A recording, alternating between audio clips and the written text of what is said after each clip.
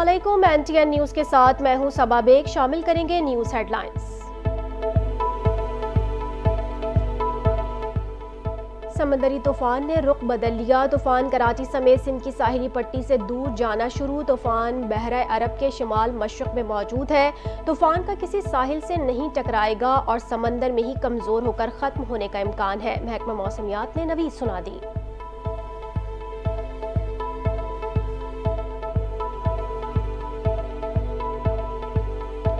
हसना तूफान का खतरा टलते ही मुल्क में एक और मजबूत मॉनसून सिस्टम के दाखिले का खदशा पैदा हो गया। खलीज बंगाल में हवा का शदीद कम दबाव शिद्दत इख्तियार करके डिप्रेशन बन गया। सिस्टम भारतीय गुजरात राजस्थान पर असरअंदाज होगा। 3 से 4 रोज में मशरक़ी सिंध पर असरात मुरत्तब होंगे।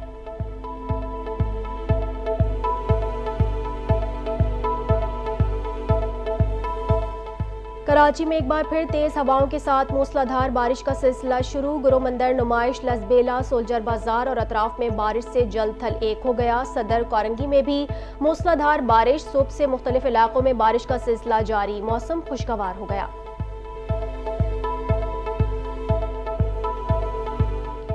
बलूचिस्तान में शदीद बारिशों के नतीजे में बड़े पैमाने पर नुकसान। कई कच्चे मकानात तबाह। मुतादिद अफराद सैलाबी रेले में बह गए। बलूचिस्तान के बेशतर इलाकों में तूफानी बारिशों का सिलसिला जारी। दुक्की, लोनी, खुजदार, किला अब्दुल्ला, बोलान, झलमक्सी समेत मुख्तलिफ इलाके ज़ेर आब आ गए। लैंड स्लाइडिंग के बायस NH70 कोयटा चमन कौमी शाहरा ट्रैफिक के लिए बंद हो गई।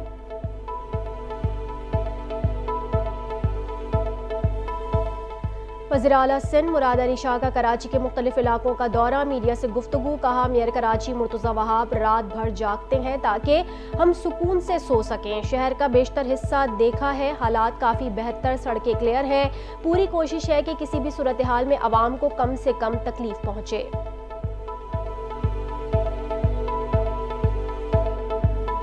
पाकिस्तान तहरीक इंसाफ ने 12 रबीउल अव्वल के पेश नज़र लाहौर जलसा मौखर करने का ऐलान कर दिया। PTI अब 15 के बजाय 22 सितंबर को लाहौर में मैदान सजाएगी। 8 सितंबर इस्लामाबाद में होने वाले जलसे की तारीख में कोई तब्दीली नहीं की गई। लाहौर की क़यादत को इस्लामाबाद जलसे में भरपूर शिरकत की हिदायत। महमूद अचकजई को अहम टास्क सौंप दिया गया। अचकजई के तवस्सुत से PTI को बराह रास्त लेकिन पसे पर्दा मुज़ाकरात की पेशकश। मुस्लिम लीग नून की जानिब से तहरीक इंसाफ से बराह रास्त बातचीत के लिए महमूद अचकजई से राबता। बराह रास्त मुज़ाकरात के लिए PTI की आला क़यादत से मुशावरत की जाएगी।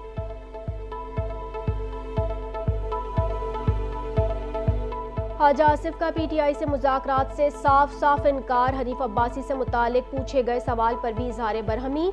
मीडिया से गुफ्तगू में कहा, मैं PTI से मुज़ाकरात के हक़ में नहीं हूँ, ना ही ऐसी किसी मुज़ाकराती टीम का हिस्सा हूँ।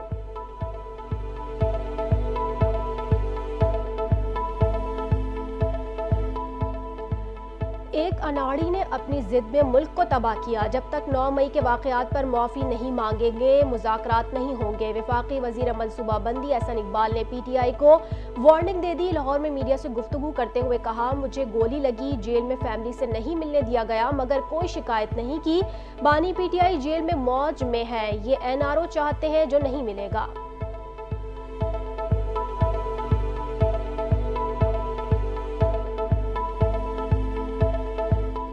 पंजाब की अदलिया में उखाड़ पछाड़। 9 मई केस के जजेस समेत 48 जजेस का तबादला। 48 डिस्ट्रिक्ट एंड सेशन जजेस के तकर्रुर और तबादलों के अहकामात जारी। इंसदाद दहशतगर्दी रावलपिंडी अदालत के जज भी तब्दील। अदालत के जज को फौरी चार्ज छोड़ने का हुक्म दिया गया।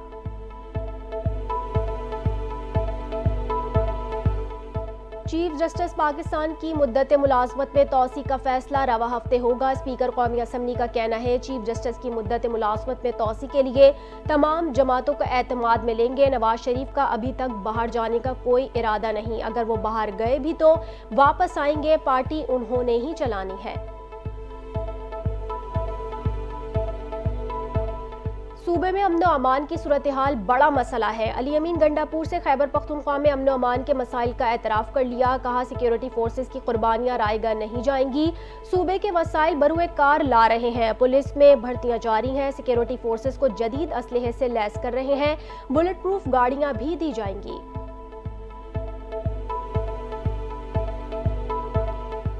पंजाब के बाद अब सिंध की आवाम को भी सस्ती बिजली हो गई नसीब। सिंध हुकूमत का बिजली सारिफीन के लिए रिलीफ का बड़ा प्लान तैयार, मंसूबा विफाक को भिजवा दिया। सिंध हुकूमत की जानिब से 500 यूनिट बिजली इस्तेमाल करने वाले सारिफीन को रिलीफ देने की सिफारिश। 300 से 500 यूनिट तक बिजली इस्तेमाल करने वाले कम आमदनी सारिफीन को बेनजीर इनकम सपोर्ट प्रोग्राम के जरिए टारगेटेड सब्सिडी दी जाए।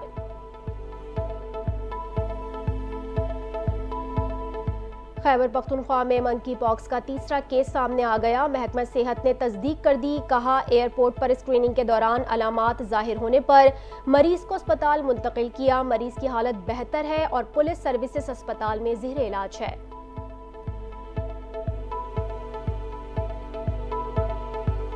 इराक में बगदाद एयरपोर्ट पर फंसे पाकिस्तानी ज़ायरीन की वापसी शुरू। पहली परवाज 300 ज़ायरीन को लेकर कराची पहुंच गई। एयरपोर्ट पर 654 पाकिस्तानी फंसे हुए थे। गवर्नर सिंध से रुकन कौमी असम्बली अब्दुल हमीद की मुलाकात। इराक में फंसे अफराद की वतन वापसी की काविशों पर गवर्नर का शुक्रिया अदा किया।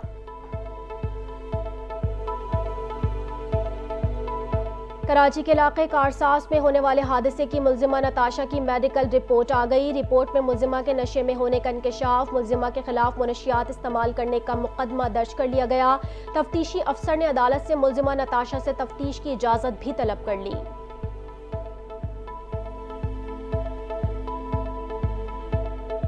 मारूफ एंकर ओरिया मकबूल जान ने दरख्वास्त जमानत दायर कर दी। सेशन कोर्ट लाहौर में दरख्वास्त जमानत बाद अज गिरफ्तारी दायर की गई। FIA ने एक ट्वीट को बुनियाद बनाकर मुकदमा दर्ज किया। मुकदमे के हकायक कानून के बरक्स हैं। मेरी जमानत बाद अज गिरफ्तारी मंजूर की जाए, दरख्वास्त में इस्तदा।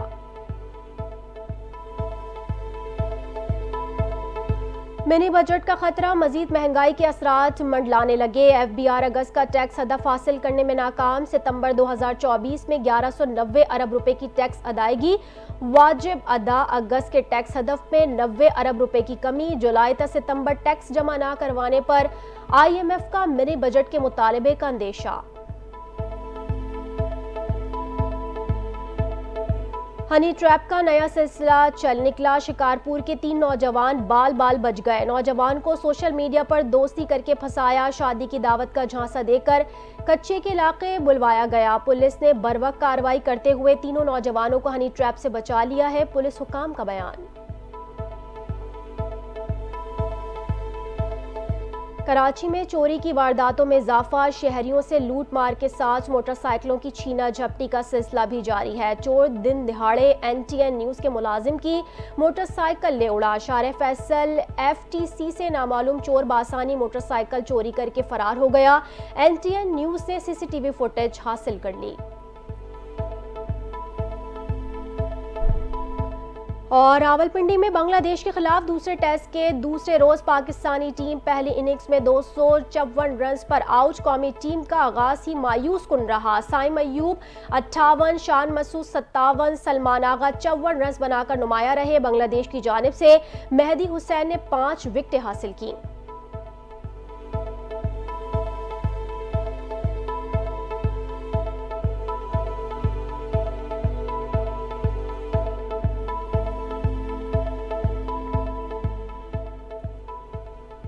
हेडलाइंस आपने जानी। बुलेटिन का करेंगे बाकायदा आगाज, लेकिन एक ब्रेक के बाद हमारे साथ रहिए।